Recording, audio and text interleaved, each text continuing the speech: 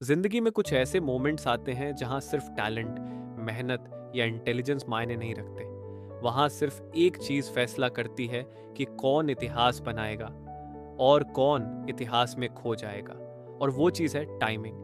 सन 1876। पूरी दुनिया के सबसे ब्रिलियंट इंजीनियर्स एक ही मिशन पर काम कर रहे थे। एक ऐसा इन्वेंशन जो इंसान की आवाज को हजारों मील दूर पहुंचा सके, यानी टेलीफोन। उस दौर में दो इन्वेंटर्स इस डिस्कवरी के बेहद करीब पहुंच चुके थे। मजेदार बात यह थी कि दोनों को नहीं पता था कि दूसरा इंसान भी उसी चीज पर काम कर रहा है। दोनों ने अपनी अपनी पैटेंट एप्लीकेशन तैयार की और अपने लॉयर्स को दे दी कि जितनी जल्दी हो सके इसे वॉशिंगटन डीसी के पैटेंट ऑफिस में जमा करवा दो। 14 फरवरी 1876 की सुबह। पहले इन्वेंटर का लॉयर समझ चुका था कि इस रेस में टैलेंट नहीं, स्पीड जीतने वाली है। इसलिए वो सुबह ऑफिस खुलने से पहले ही पैटेंट ऑफिस के बाहर पहुंच गया। जैसे ही गेट खुला, उसने फीस पे की, एप्लीकेशन सबमिट की और दुनिया की सबसे वैल्यूएबल इन्वेंशंस में से एक को अपने क्लाइंट के नाम कर दिया। दूसरी तरफ दूसरा लॉयर पूरी तरह रिलैक्स्ड था। उसे लगता था कि उनका डिजाइन बेहतर है, इसलिए जल्दी पहुंचने या देर से पहुंचने से क्या फर्क पड़ता है। वो आराम से लंच के बाद पेटेंट ऑफिस पहुंचा और उसने भी वही एप्लीकेशन सबमिट कर दी। कुछ महीनों बाद फैसला आया। दुनिया बदल देने वाला पैटेंट पहले इन्वेंटर को मिला। दूसरा इन्वेंटर गुस्से से भर गया। उसने कोर्ट केस किया। सालों तक लीगल बैटल चली। आखिरकार जज ने पैटेंट ऑफिस की उस दिन की एंट्री बुक मंगवाई। पहले इन्वेंटर की एंट्री थी नंबर 5 और दूसरे इन्वेंटर की नंबर 39। सिर्फ 34 लाइंस ऑफ इंक एक इंसान को बिलियनेयर बना चुकी थी। पहले इन्वेंटर थे अलेक्जेंडर ग्रैहम बेल और दूसरे थे एलाइशा ग्रे। हिस्ट्री ने बेल को याद रखा, ग्रे को नहीं। और यही पहली सीख है। कई बार जीत उस इंसान की नहीं होती जिसका आइडिया बेहतर होता है। जीत उसकी होती है जो सही काम को सही समय पर कर देता है। लेकिन सवाल यह है कि सुबह का समय इतना पावरफुल क्यों होता है। इसे समझने के लिए इमेजिन करो, दो लोग हैं, आर्यन और विवेक। दोनों बिल्कुल आइडेंटिकल कमरों में बंद हैं। कमरे में सिर्फ 3 चीजें हैं, एक बेड, खाना रखने के लिए एक टेबल और एक बेहद तेज कुल्हाड़ी। उन्हें बताया गया है कि इन 4 दीवारों में से सिर्फ एक दीवार के पीछे सोना छिपा है। बाकी 3 दीवारें इतनी मजबूत हैं कि कभी नहीं टूटेंगी। और अगर उन्हें आजादी चाहिए तो उन्हें उस सही दीवार को तोड़ना होगा।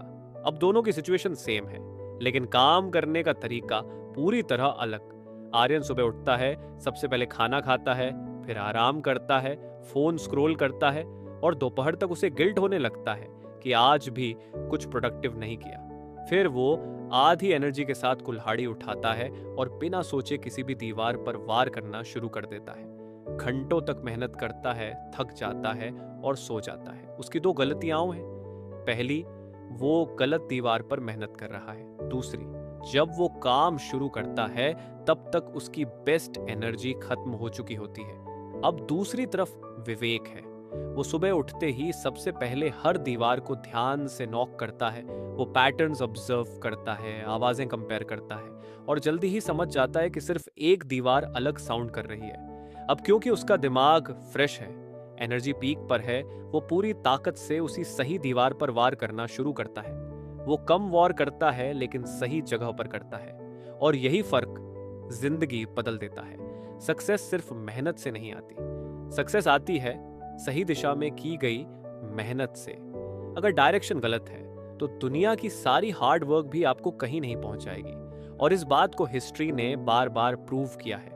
1840 के दशक में एक फ्रेंच मैथमेटिशियन थे, उर्बेन लेवेरिये। उन्होंने नोटिस किया कि यूरेनस नाम का प्लैनेट अपने एक्सपेक्टेड पाथ से थोड़ा लड़खड़ा रहा है। ज्यादातर लोग कंफ्यूज थे, लेकिन उर्बेन ने टेलीस्कोप तक इस्तेमाल नहीं किया।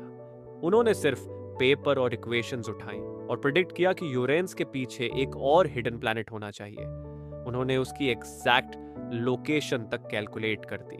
23 सितंबर 1846 को एस्ट्रोनॉमर्स ने टेलीस्कोप उसी दिशा में घुमाया और वहां सच में एक नया प्लैनेट मिला। उसका नाम रखा गया नेपट्यून। पूरी दुनिया शॉक्ड थी। न्यूज़पेपर्स लिख रहे थे कि एक आदमी ने सिर्फ मैथमेटिक्स से आसमान में छिपा हुआ प्लैनेट ढूंढ निकाला। लेकिन फिर एक प्रॉब्लम हुई। मर्क्यूरी भी अपने पाथ पर लड़खड़ा रहा था।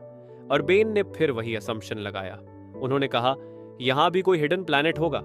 उन्होंने उसका नाम तक रख दिया, वल्कन। लेकिन इस बार वो गलत थे। उन्होंने पूरी जिंदगी उस इमेजिनरी प्लैनेट को खोजने में लगा दी जो असल में था ही नहीं। सालों बाद आइंस्टीन ने एक्सप्लेन किया कि मरकरी का लड़खड़ा किसी हिडन प्लैनेट की वजह से नहीं, बल्कि न्यूटन की इक्वेशंस की लिमिटेशंस की वजह से था। यानी पहली बार अर्बेन डायरेक्शनली सही थे, दूसरी बार नहीं। और यही जिंदगी की सबसे डेंजरस ट्रैप है। बहुत लोग इसलिए फेल नहीं होते क्योंकि उनमें मेहनत की कमी होती है। वो इसलिए फेल होते हैं क्योंकि वो गलत दीवार पर पूरी ताकत से वार कर रहे होते हैं। मोटिवेशन एक बैटरी की तरह है। सुबह आपका दिमाग सबसे ज्यादा फ्रेश होता है, सबसे ज्यादा क्लैरिटी उसी वक्त होती है। और अगर उस गोल्डन एनर्जी को आप इंस्टाग्राम स्क्रॉलिंग, रैंडम नोटिफिकेशंस और यूजलेस डिस्ट्रैक्शंस में खर्च कर देते हो, तो फिर दिन के आखिर में आपके पास सिर्फ थकान बचती है। इसलिए आपका सबसे इंपॉर्टेंट टास्क, वो काम जो अगले 2 या 3 साल में आपकी पूरी जिंदगी बदल सकता है, उसे सबसे पहले पूरा होना चाहिए। क्योंकि जिंदगी बदलने वाले डिसीजंस बहुत ज्यादा नहीं होते, सिर्फ 2 या 4। लेकिन वो सही समय पर ली जाए तो एक ऑर्डिनरी इंसान भी हिस्ट्री बन सकता है।